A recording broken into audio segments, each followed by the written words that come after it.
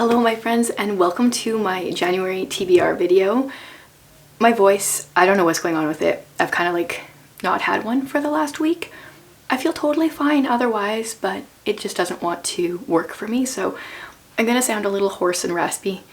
But I really wanted to film my TBR video because I put way too many books on my January TBR. The thing is, I'm just excited about a lot of books, and so this is definitely a pile of possibilities.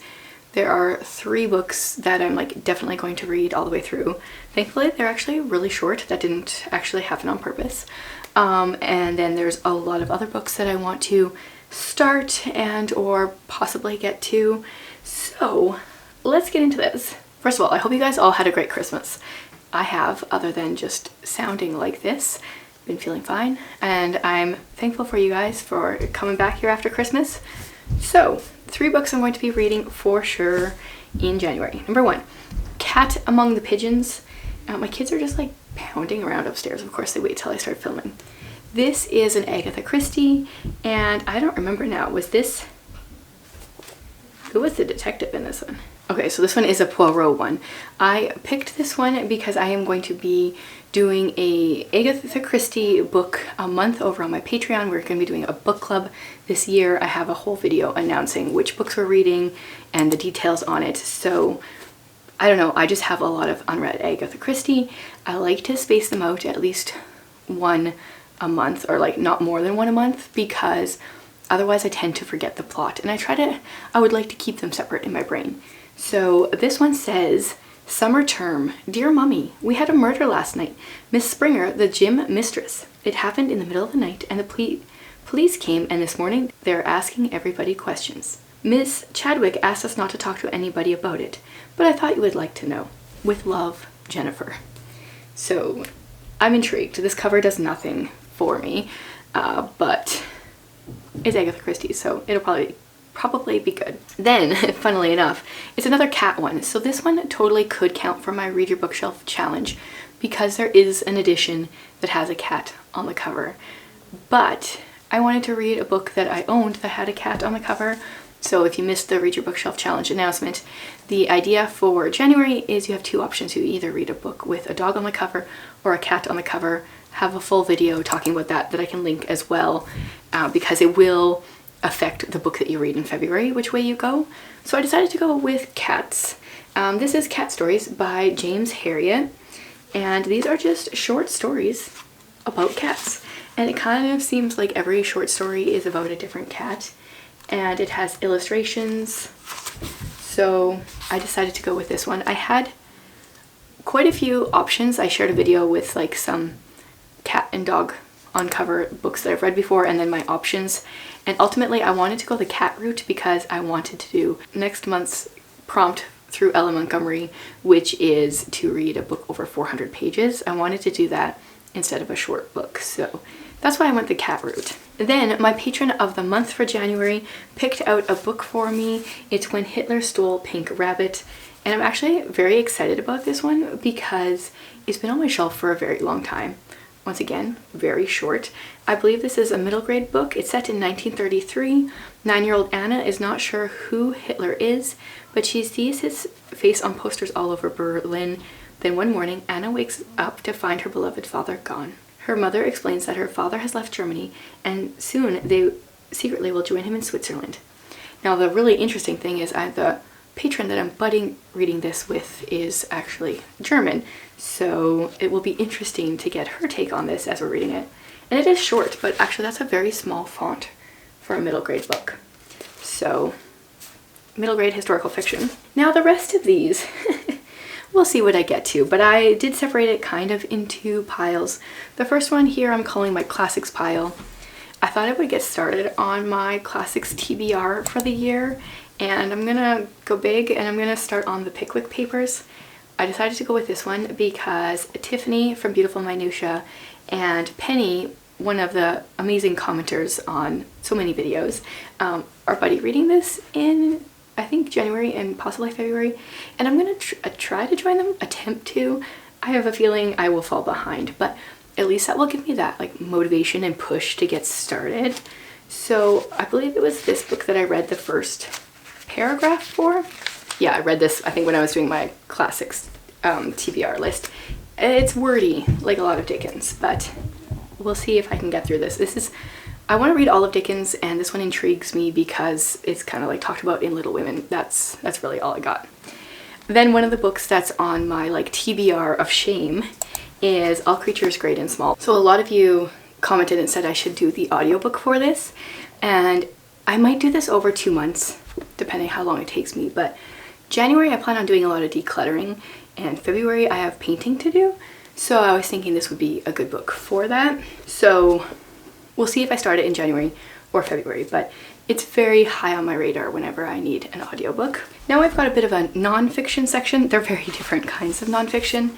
The first one I just shared in my last book haul, that's what it was. This is You Are Only Just Beginning by Morgan Harper Nichols, and I just really like how she combines poetry with art, and I find that reading her poetry really motivates me to be creative, and I want to be creative this winter, so I thought I would get started with this in January. We'll see how long it takes me to get through it. And then I want to be reading, I'm pretty much always reading a Christian nonfiction, and so the one I chose off my shelf for January is The Meaning of Marriage. This is by Tim Keller with his wife Kathy Keller, and I just finished reading a Tim Keller book, The Hidden Christmas, and I really like his writing, so that kind of just bumped up this book for me. So this is all about, I don't even know what it's about. The vision of what marriage should be according to the Bible. Sounds good. Facing the complexities of commitment with the wisdom of God. So I got this off of Book Outlet, I think, sometime this last year or maybe 2 years ago. Definitely time I get to it. Next up, this is one of my books my fiction TBR books I wanted to read in 2024, and it's a poem from Mrs. Polifax. I like Mrs. Polifax. I definitely want to be reading a couple of her stories each year. So this one I think I'm on to book 4. I think that's what number this is. So Mrs. Polifax is in her 60s. She went and saw a doctor for like mild depression, and he's like, "Isn't there something you've always wanted to do?" And she says, "Yes, I've always wanted to be a spy." So then through some circumstances, she ends up working for the CIA, and she kind of reminds me of Inspector Gadget for some reason, but she's not. Like, she's actually smart and she does things well. She's not just bumbling along. And so I've just been enjoying the series and can't wait to continue it. They're really quick reads. They were written in the 70s, set in the 70s. I don't know where we're going to be going in this one, but we do in at least, yeah, the second and third book, we were like behind the Iron Curtain, which is an interesting perspective to be reading, knowing this was written in the 70s. So, it looks like we're going to Switzerland this time, to a famous health resort. So that'll be fun. As long as Mrs. Polifax is there, it will be fun. Actually, on that note too, my January postcard for my House of Dreams tier on Patreon is a combination of Miss Marple and Mrs. Polifax, because they're just like two older ladies in books that I just love. One of my patrons called her Mrs. Marifax, I think is how you would say it. Yeah, she's great. So if you want to sign up for my House of Dreams tier by January 15th, then you will get the 2 postcards and 1 sticker sent to you. So love me some Mrs. Polifax. Now this is, I think, what I'm calling my YA section. My daughter, pretty much if I don't read this book in January, she's going to be really annoyed at me. Not if I save you first. She wanted me to read it earlier, but because I think it's set in Alaska, it's got those cold vibes. I really wanted to save it for January. Maybe I'll even read it in the last few days of December here. We'll see. This is Find the Boy, Save the Boy, Kiss is crossed out, Kill is crossed out, Make the Boy pay for what he did to you. So this is about Maddie and Logan. They were friends. One's dad is a Secret Service agent and the other is the president. And so, I don't know. Before she knows it, Maddie's dad is dragging her to a cabin in the middle of the Alaskan wilderness and into a totally different life. And then it says, and not a single word from Logan, until Logan shows up 6 years later and Maddie wants to kill him. So, I don't know. I enjoy Allie Carter's writing. her books are so fun, but also like quite deep. So I've wanted to read this for a while, and with Reika's pressure, then it makes me want to read it even more. Okay, my throat is getting even more sore, but whatever, I'll have a drink after. The next one here is Hidden. This was also on my TBR of shame because I've had it for a while. It says an accidental kidnapping leaves two girls grasping for answers. Oh, like I never really thought about this book for whatever reason, so I'm assuming the wrong girl was kidnapped. And it's free verse, so it's like it'll be a quick read. I don't know why I haven't ever read it when it's been on my shelves for so long, so I'm gonna read that. Okay, next up I've got a fantasy stack, so I probably won't get through all of these as well. Although this one, I'm trying to think here. This is my library book club, like in-person library book club book, I think for February. Because January we're talking about The Help. So this is February, so technically I don't have to get it done in January. I'm honestly not very interested, but it's Good Omens, The Nice and Accurate Prophecies of Agnes Nutter, Witch, by Neil Gaiman and Terry Pratchett. Other than Neil Gaiman's Fortunately the Milk, which is written for middle grade, I have really not liked his books. I've never read anything by Terry Pratchett, so I don't know, I have very low expectations, but this is what was voted in, so I got it and I'll give it a try. We'll see. I don't really know anything about it. Oh yeah, right.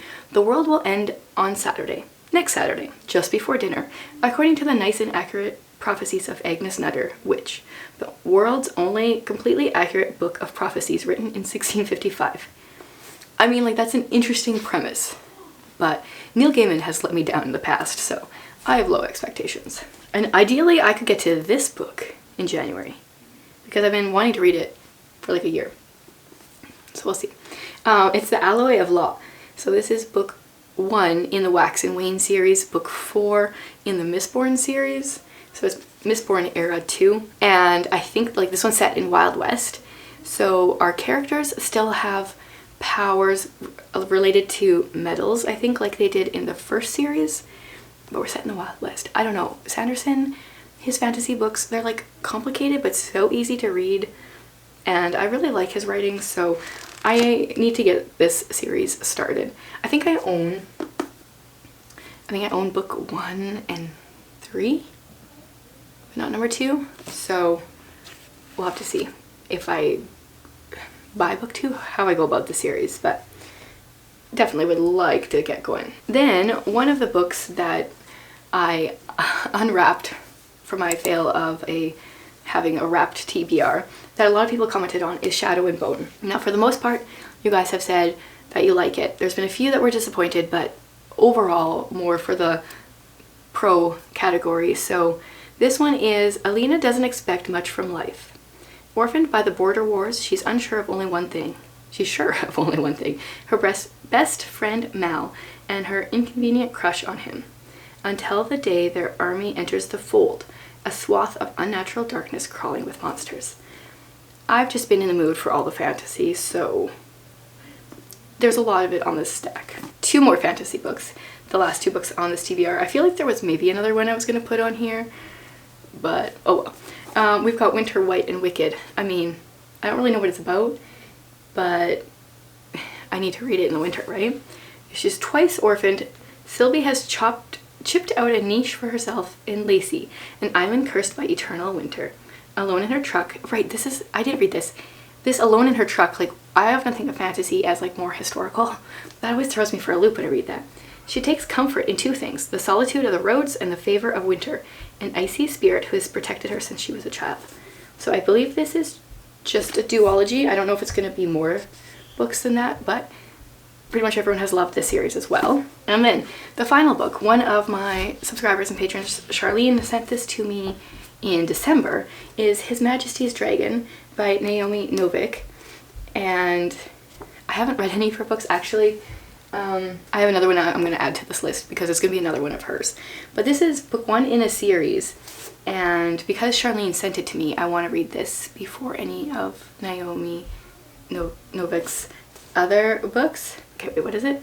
It's a rare bond is formed between a young man and a dragon, and together they must battle in the Napoleonic Wars. Right. So there's like some kind of history stuff going on. I went to go grab my other Naomi Novik book and then came up with another book as well. So this is gonna get way big. Spinning Silver. I believe this one's set in winter. So this is Spinning Silver is like, why do I always forget? Like, is this Rumpelstiltskin? Is that the one I'm looking for? Miriam is the daughter and granddaughter of moneylenders, but her father's inability to collect his debts has left his family on the edge of poverty, until Miriam takes matters into her own hands. Hardening her heart, the young woman sets out to claim what is owed, and soon gains a reputation for being able to turn silver into gold. And the quote on the back here is, a book as cool and mysterious as a winter's night. So, I don't know, it feels like it should be read in winter. It's on my winter TBR. And then I've got The Light Between Worlds, which I guess it has flowers on it. Maybe it's not that wintry, but for some reason this book also gives me winter vibes. And this says, 6 years ago, Evelyn and Philippa Halfwell cowered from airstrikes in a London bomb shelter. But that night took a turn when the sisters were swept away into a strange and beautiful kingdom called the Woodlands, where they lived for years in a forest straight out of a myth and legend. That's right. Yeah, that sounds intriguing. Definitely don't know what time of year it's set, but it just, I don't know, it feels wintry. Maybe it would be kind of spring with the flowers, but we'll see how many of these I can get to. Probably not as many as I have stacked here, but I would always love to hear what you guys plan on reading in January, especially if there's books on this list that you think I'm gonna love. Let me know, because I really do prioritize the books you guys kind of like hype me up for, so I always appreciate that. And if you think there's a book that I'm not gonna like, also let me know, because then I can kind of like let it get bumped down a little, because this is way too many books, but it's always fun to try to read them all anyway. So thanks for being here, guys, and I plan on being back in a couple days with another video, so stay tuned.